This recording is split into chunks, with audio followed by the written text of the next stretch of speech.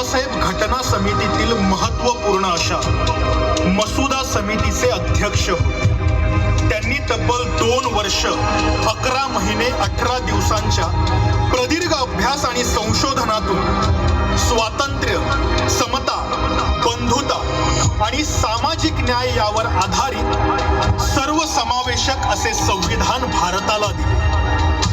अस्पृश्य समाजाच्या माणूस म्हणून जगण्याच्या हक्कांसाठी बाबासाहेबांनी अनेक सत्याग्रह केले, पण समाजमन मात्र तयार होत नव्हते.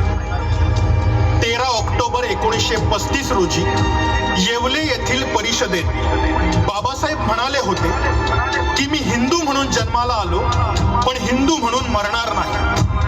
पुढे तब्बल 21 वर्षांनी त्यांनी धर्मांतराचा निर्णय घेतला आणि विविध धर्मांचा अभ्यास करून स्वातंत्र्य, समता, बंधुता यावर आधारलेल्या आणि भारत भूमीत उदयास आलेल्या बौद्ध धम्माचा स्वीकार करायचे ठरवले. अखेर बाबासाहेबांनी 14 ऑक्टोबर 1956 रोजी नागपूर येथे द्वितीय पत्नी सविता बाबासाहेब आंबेडकर आणि 5 लाख अनुयायांसह धम्मदीक्षा घेतली. बाबासाहेबांनी संपूर्ण जीवनात शिक्षणाचे महत्त्व समाजाला सांगितले. ते स्वतःही शिकले व समाजातल्या प्रत्येकाने शिकावे अशी त्यांची इच्छा होती.